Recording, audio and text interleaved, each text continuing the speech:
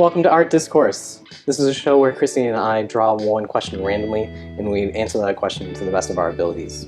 We are not experts, but we know a fair amount of things about a lot of random stuff. It's mostly related to art, but you know. What are the best methods for finding facilities to work in as an emerging artist? I feel like we can answer this also just like as artists in general. Hello, it's me again. I'm calling from a faraway land. Pick up the phone. I'm calling from a different time zone. Heard you are a pretty good source for major topics in art discourse. Hello, I'll leave my questions as a message at the dial tone. So, methods for finding facilities to work in. I would say first, do you need specialized equipment? Because that's going to obviously impact how you look for facilities and where you might find them. Mm-hmm. And also, do you want to work in spaces that are around you, or are you interested in traveling to facilities? I think those are the three ways I would immediately break this question down.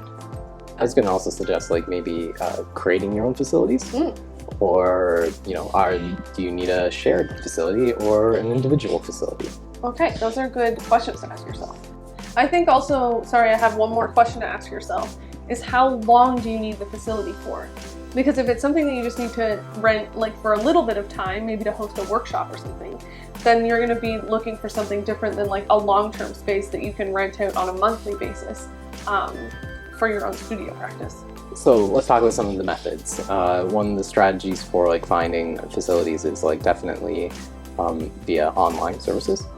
And I think that like starting with your arts council is probably the best place to begin, which is like if you're looking for something locally, like they should have a listing of like the various organizations within the area, and that's like a very easy portal to trying to find something within the space close to you. Yeah, but kind of building off what Kyle said, also if you're in the craft world, a lot of communities will have a guild. So there'll be like a potter's guild, a weaver's guild, and you can usually reach out to those guilds as well. And they sometimes actually have spaces. Like in Kingston, I know the guilds have studio spaces that you can rent and go work on a large loom or use the kilns. And usually those fees are pretty affordable because the guild is structured in a way to try to make it quite accessible. But they also are usually filled with members that have a lot of information and they can help share and connect you to different communities and spaces that you might not know about. Sometimes it's worth like reaching out. Like I know that, if you're interested in black and white photography, especially right now because it's so uncommon, sometimes just like reaching out to a black and white photographer in your area and saying, this is something I'm really interested in. Do you ever let people come work in your studio? Sometimes people are going to say no, and you need to respect that because everybody's space is set up for themselves and they don't always want people tampering with it.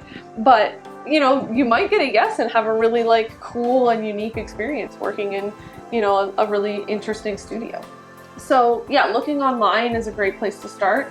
If you're Canadian, you can look at I suggest this all the time, but it's a newsletter called Instant Coffee, and it comes out of like Toronto, Halifax, Vancouver, Montreal, and it has open calls, but at the bottom it also has spaces for people to list studio spaces.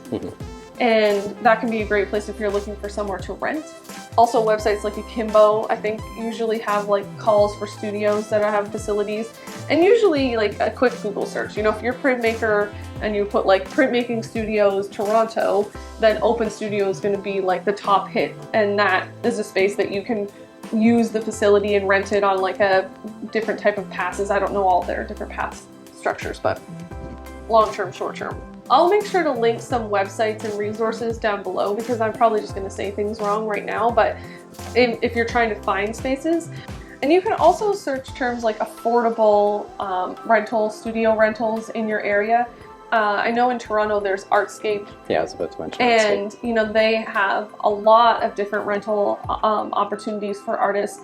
Sometimes it's a long waiting list because those spaces are usually rent controlled and very coveted. So depending on where you are, it might be challenging to get into a space like that. But from my experience, usually those spaces have amazing staff that really do want to support the arts community, and they can advise you sometimes on other places to look if that space isn't available at the time. You know, galleries will sometimes have like extra additional facilities that are for rent for workshops. And it's a great place to kind of like, if you're trying to organize something like that, you could piggyback off of their notoriety and etc. Libraries, like I think sometimes like libraries. You can ask to host different events at libraries, and some libraries have maker spaces, and that is another thing that has popped up in a lot of like mid-sized cities, especially like a maker Even space. Small cities, like Picton has I think like two 3D printers. Like, yeah, libraries are a fantastic resource, especially for like specialized weird equipment. Like, yeah.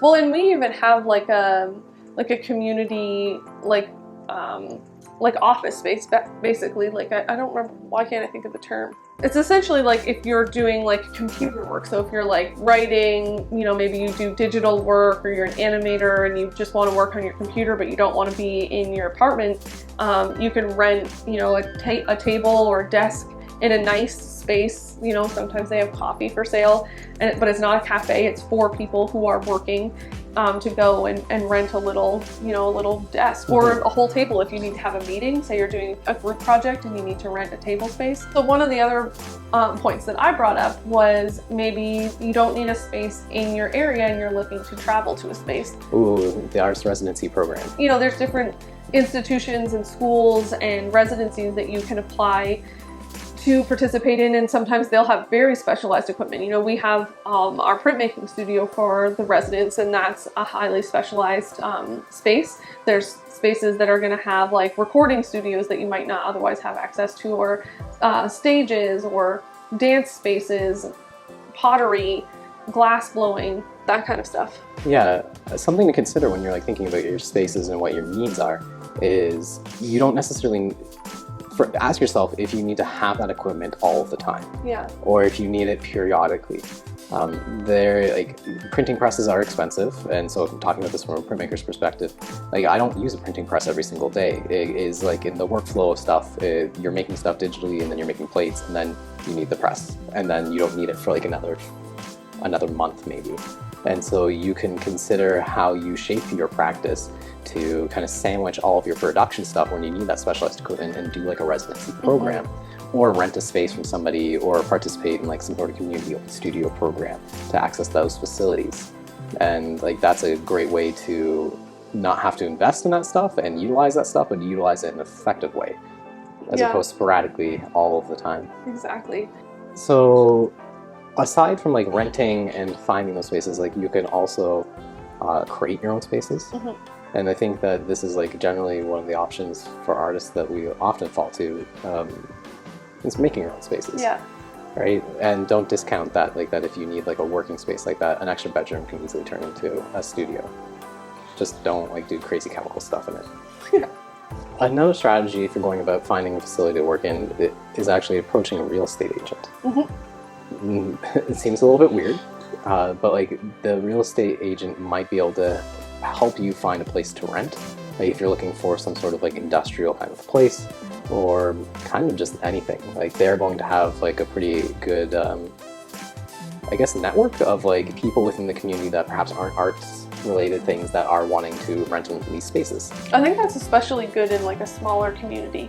Very good in a small community. Like when we first started up Sparkbox, we went to every real estate agent trying to explain to them how to run a residency and what we needed. Yeah. They didn't quite get it, but we eventually found a real estate agent that like helped us really kind of find the space that would work for us. Yeah. And my last alternative like suggestion would be unconventional spaces. So I think about our main street, and I think about the various businesses and the things that we have done within businesses. Like the bookstore, like we have put on an art show at the bookstore. And the bookstore has definitely made like a community orientated space. But like in your individual homes, and not homes but like cities, like you might find that some stores might have extra spaces that if you give them the correct proposal, they might be inclined to rent it to you for a short-term basis. Yeah, I know in Kingston there were several downtown storefronts that didn't have anything in them, and artists worked with, I think maybe the BIA, but also the real estate agents in drafting up a proposal to those storefronts to see if they could be used to put on public art installations. And Ooh, that reminds me, so talking about this idea of community and like trying to use alternative spaces, the BIA, Business Improvement Association, there's like one in every city. They would be a very good portal to accessing other people within the community that aren't necessarily arts related, that may or may not have spaces that just aren't being advertised about.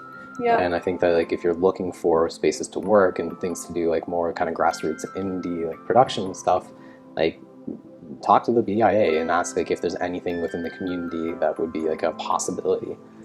So to sum up, go online and search what your needs are. Answer those questions that we brought up initially so that you understand what your needs are. And the questions that we omitted. Think about all of them. Think about all the questions. Reach out to different community hubs to see if they have access to resources that you can rent or use. Yep.